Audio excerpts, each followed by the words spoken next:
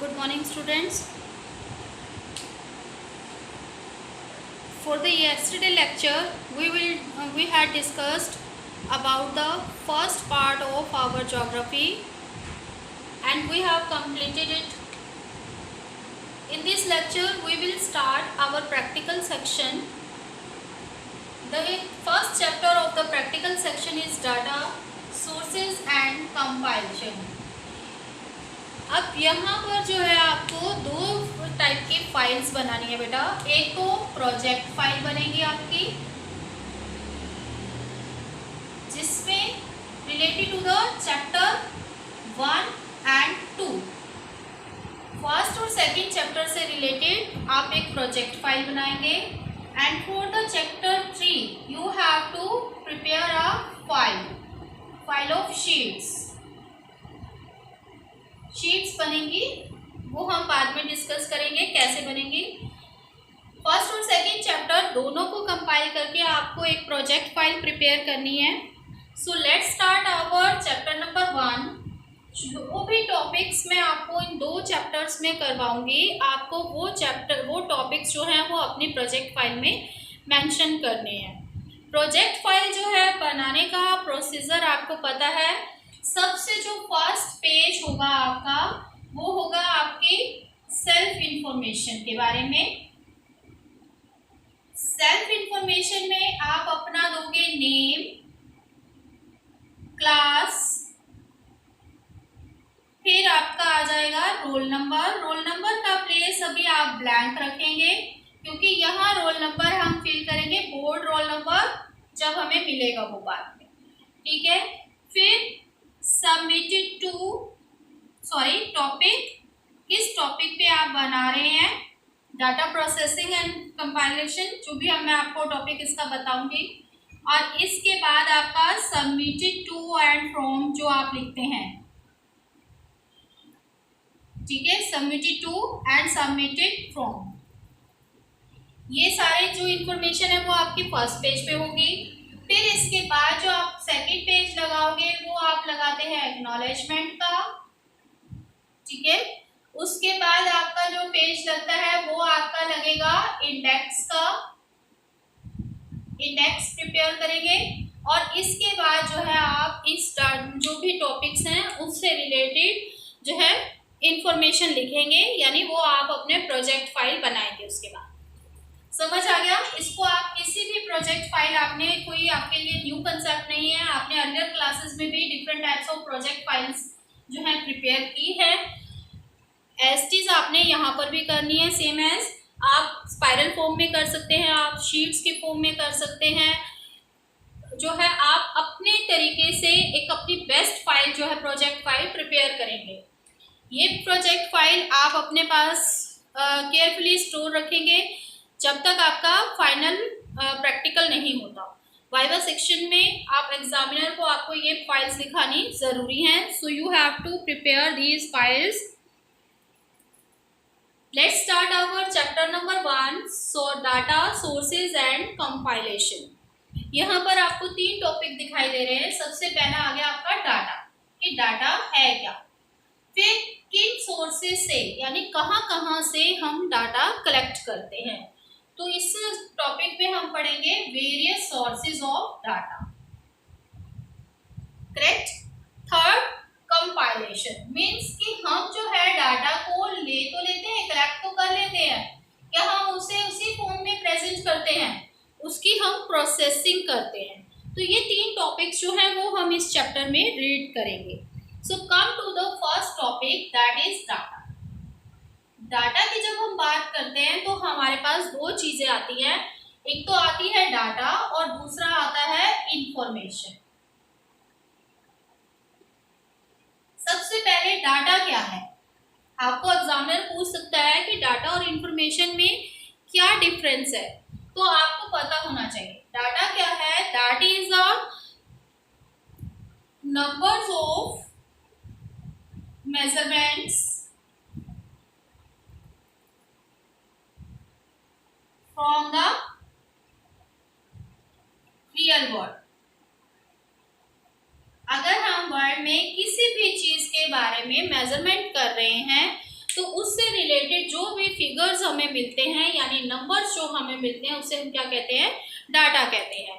कैसे, सपोज कि हम वर्ल्ड की पॉपुलेशन की बात कर रहे हैं, हमें पॉपुलेशन के बारे में जानना है कि वर्ल्ड में कहाँ पॉपुलेशन कितनी है। तो हम क्या करेंगे, डिफरेंट कंट्रीज की पॉपुलेशन की जो सेंसस होती है वहां से उसे लेंगे। तो यहाँ पर हम अभी मैं आपको कॉन्टिनेंट वाइज ही लिख के दिखा रही हूँ, सिर्फ north America, suppose south America, Africa, Asia, Australia, ये जो है हम ये जो है कॉन्टिनेंट ले लेते हैं। यूरोप मेन कॉन्टिनेंट जो है हम ले लेते हैं। अब यहाँ की पॉपुलेशन हमने लिख दी कि कितनी है, करोड़ में हमने इसको पॉपुलेशन को लिख लिया। इसी तरीके से जो है यहाँ पर 2 करोड़, सपोज हम ऐसे ही ले लेते हैं, करोड़ में 4 हो गया, ये 5 हो गया, ये यहाँ पर 8 हो गया, यहाँ पर जो है आपका 1 हो गया, यूरोप में आपका 3 हो गया। इस तरीके से हमने एक रफली जो है पॉपुलेशन ले ली। तो ये पॉपुलेशन जो है वो क्या कर रही है, जिसको हम मेजर करना चाहते हैं यानी पॉपुलेशन को मेजर करना चाहते हैं, तो ये नंबर्स पॉपुलेशन को डिपिक्ट कर रहे हैं। So that is data. ये क्या कहलाएंगे, हमारे डाटा, क्योंकि ये नंबर जो है वो हमारे किस को रिप्रेजेंट कर रहे हैं, पॉपुलेशन को, जिसको हमने मेजर करना था। So this is called data. अब इंफॉर्मेशन क्या है, ये तो आ गया आपका डाटा की बात कि आप डाटा देखते हो। हम डाटा किसी भी चीज़ का ले सकते हैं। जब हम किसी चीज़ की हाइट माप रहे हैं, माउंटेन्स की, हिल्स की, रिवर्स की लेंथ ले रहे हैं, रिवर्स का वॉल्यूम ऑफ वाटर ले रहे हैं, सोयल टाइप ले रहे हैं, एरिगेटेड लैंड ले रहे हैं, तो इन सब चीज़ों में हम मेजरमेंट करते हैं। तो वो सारे जब हम उनकी मेजरमेंट इकट्ठा करते हैं नंबर्स के फॉर्म में, that is called data. Clear? Now the information. Information is a meaningful answer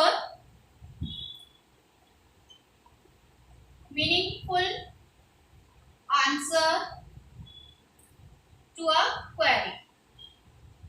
जब हम कोई क्वेश्चनिंग करते हैं किसी से, उसके बारे में हम जो है हमें एक मीनिंगफुल आंसर मिलता है, तो उसे हम क्या कहेंगे, इंफॉर्मेशन। ठीक है, इंफॉर्मेशन लाइक कि जैसे कि हम इस इंफॉर्मेशन को फर्दर भी यूज कर सकते हैं। It can be further use for further query. Suppose कि सेंसस होते हैं, आपके घर में जो है सेंसस के लिए आते हैं पर्सन्स, आपसे पूछते हैं कि आपके यहाँ पर कितने फैमिली मेंबर्स हैं। ठीक है, अगर आपने सीधा सीधा जवाब दे दिया, मान लो आपके 4 फैमिली मेंबर्स हैं, आपने कहा कि 4, तो वो आपकी जो क्या बन जाएगी, इंफॉर्मेशन। अब उसने नेक्स्ट क्वेश्चन आपसे किया कि क्या वो सभी लिटरेट हैं, पढ़े लिखे हैं, तो आपके घर में सभी पढ़े लिखे हैं, तो आपने आंसर किया yes. Yes is also a part of information. अब यहाँ देखो डाटा और इंफॉर्मेशन में डिफरेंस आ गया। ये जो 4 है वो एक तरीके से डाटा भी है, but yes is not a part of data, it is a part of information। ये भी इंफॉर्मेशन भी है, ये इंफॉर्मेशन भी है, इसको हम फर्दर यूज कर रहे हैं। ठीक है, अब यहाँ पर जब उसने yes कहा, तो आपने yes कहा, तो उसने फर्दर क्वेश्चन पूछा कि कौन क्या क्या आपकी क्वालिफिकेशन है, फिर तो आपने क्वालिफिकेशन का आंसर किया। सपोज आपके पापा जो है पोस्ट ग्रेजुएट है, मदर भी पोस्ट ग्रेजुएट है, you are in 12th standard, your brother और sister is in 10th standard, तो आपने जो है यहाँ पर अपनी क्वालिफिकेशन बता दी। तो ये भी आपकी क्या हुई, इंफॉर्मेशन। क्लियर हुआ difference between the data and information? Data, it is a number of measurements from the real world and can be depicted in the numbers. Numbers can be absolute or percent. Information, it is a meaningful answer to a query which can be used for further queries. Clear? Now, why do we need data? The next question is कि हमें data की जरूरत क्यों है?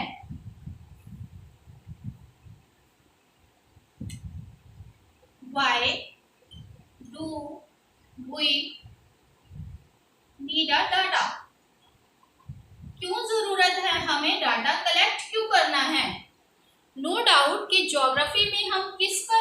Relationship पढ़ते हैं man and environment का, ठीक है।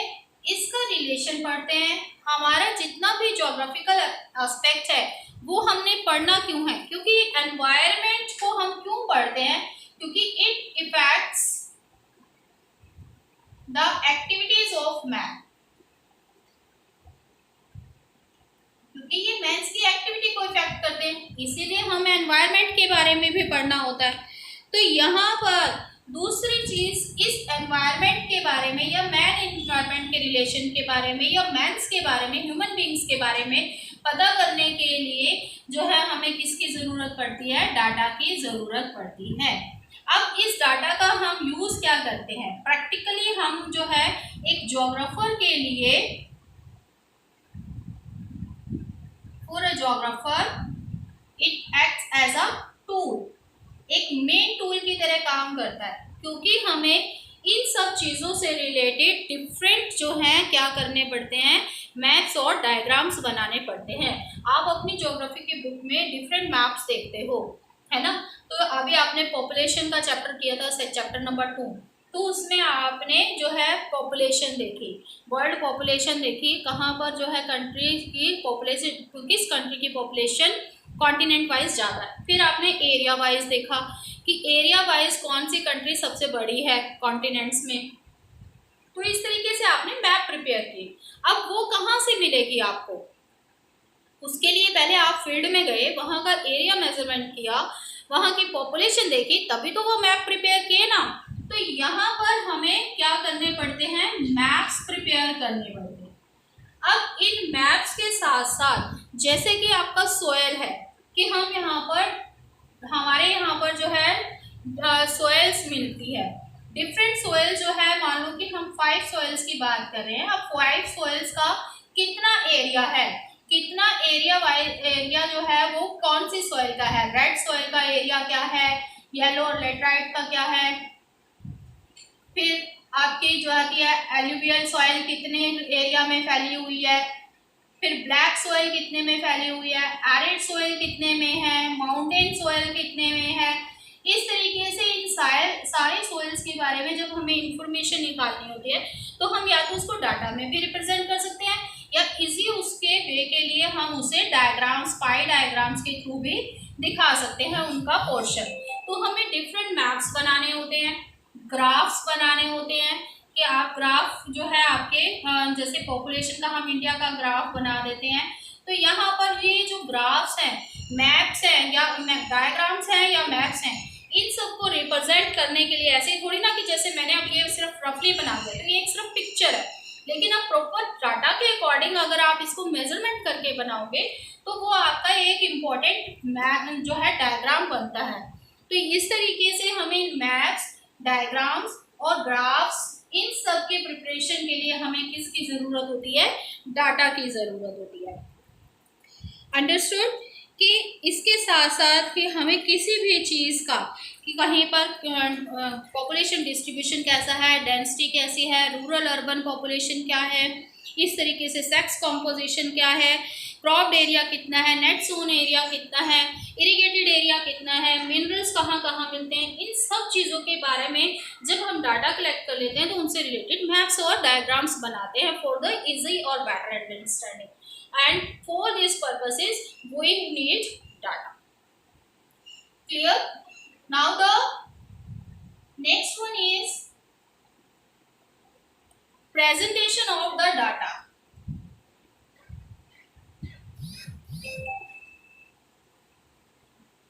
अब डाटा को भी जो है हम डिफरेंट टाइप से रिप्रेजेंट करते हैं।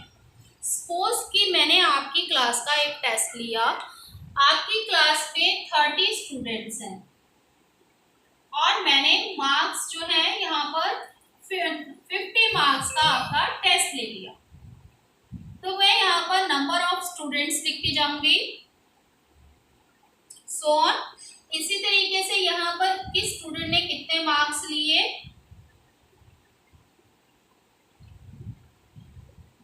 So on. तो इस तरीके से हमने क्या किया कि यहाँ पर मार्क्स डिस्ट्रीब्यूशन ले लिया कि जो डिफरेंट स्टूडेंट्स हैं, 30 स्टूडेंट्स हैं, उन्होंने कितने कितने मार्क्स लिए। तो यहाँ पर हमने एक इंडिविजुअल स्टूडेंट के मार्क्स काउंट किए। तो इसी तरीके से मैंने 30 तक के स्टूडेंट्स के मार्क्स यहाँ पर ले लिए। ये तो हुआ इंडिविजुअल फॉर्म। अब यही अगर मेरे पास नंबर जो है वो 30 ना होकर 300 स्टूडेंट्स हो जाए। अब 300 स्टूडेंट्स यानी लार्ज डाटा आ गया।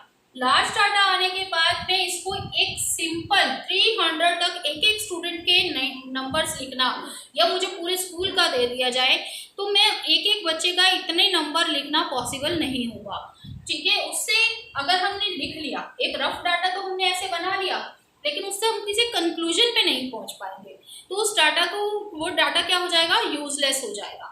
डाटा जो है वो एक मीनिंगफुल होना चाहिए जिससे कि हम उसे एनालाइज कर सकें, उससे कुछ कंक्लूड जो हमें निकालना है वो हम कंक्लूजन निकाल सकें। तो इसके लिए जब लार्ज नंबर ऑफ डाटा होता है तो हम उसको कन्वर्ट कर लेते हैं ग्रुपिंग डाटा में। मैंने ग्रुप्स फॉर्म कर लिए 0 to 5, 5 to 10, 10 to 15, 15 to 20, 20 to 25, 25 to 30। ऐसे हमारे थे 30 मार्क्स का, 30 ले लिए। 300 स्टूडेंट्स हैं, अब 300 स्टूडेंट्स के डिफरेंट नंबर्स हैं, वो तो हमारे पास एक ओरिजिनल डाटा आ गया। अब मैं क्या करूँगी कि मैं देखूंगी 0 से लेके 5 तक के बीच में कितने बच्चों के नंबर हैं। किसी के 1 भी हो सकते हैं, किसी के 2 हो सकते हैं, किसी के 4 हो सकते हैं। तो मैं क्या करूँगी, उन बच्चों को काउंट कर लूँगी बिलो 5 और उनके नंबर्स लिख दूँगी। सपोज वो यहाँ पर 5 है, इसी तरीके से 5 और 10 के बीच में 15 स्टूडेंट्स हैं, उनके नंबर लिख दिए। और इसी तरीके से मैंने ये सारे देख लिए कि 25 से 30 तक के बीच में कितने बच्चों के नंबर है। नो डाउट कि इसका जो है आंसर 300 ही आएगा। तो ये जो फॉर्म है वो हमारी क्या होगी, कॉम्पैक्ट फॉर्म होगी। ग्रुपिंग में हमने कन्वर्ट कर लिया। इससे हम एक रीजनेबल एनालिसिस कर सकते हैं कि 5 स्टूडेंट्स ऐसे हैं जिन्होंने 5 से भी कम नंबर लिए। 15 students among the 300 students, 15 students जो हैं वो कैसे हैं जिन्होंने 5 to 10 के बीच में स्कोर किया है। तो इस तरीके से यहाँ हम एनालाइज कर सकते हैं। This is the form of presentation. अब ये तो हो गया जिसमें कि हमने प्रेजेंटेशन किया डाटा का एब्सोल्यूट फॉर्म में। तो हमने इसको क्या किया, सबसे पहले इसको टेबल फॉर्म में कंक्लूड किया, फिर उसको पूरी तरीके से ऑर्गेनाइज किया। ऑर्गेनाइज करने के बाद में हम उसको असेंडिंग या डिसेंडिंग ऑर्डर में कन्वर्ट करते हैं। तो असेंडिंग या डिसेंडिंग ऑर्डर, ताकि हम उससे इजी उसे एनालाइज कर सकें, दैट इज ऑर्डरिंग। एंड फिर हम उससे फाइनलाइज क्या करते हैं, फाइनली एनालाइज करते हैं कि हमें जो उससे कंक्लूजन निकालना है। तो इस तरीके से हम जो है प्रेजेंटेशन में 4 स्टेप्स करते हैं। First is tabulation, table form में कन्वर्ट करना, फिर डाटा को ऑर्गेनाइज करना, ऑर्गेनाइजेशन, ठीक है। फिर हम डाटा को ऑर्गेनाइज करेंगे, फिर उसको एक सीरियल ऑर्डर, असेंडिंग और डिसेंडिंग ऑर्डर देंगे, और फाइनली उसको एनालाइज करेंगे। So these are the 4 steps we take in the presentation of data. Clear? Now come to the important question, sources of data. अब ये डाटा हमें मिलते कहाँ से हैं? इतने सारे हमने मैप्स देखे, सब देखा, तो ये डाटा जो है वो हम कहाँ से लेते हैं? So the question is sources of data. Sources of data, it can be broadly classified into 2 categories.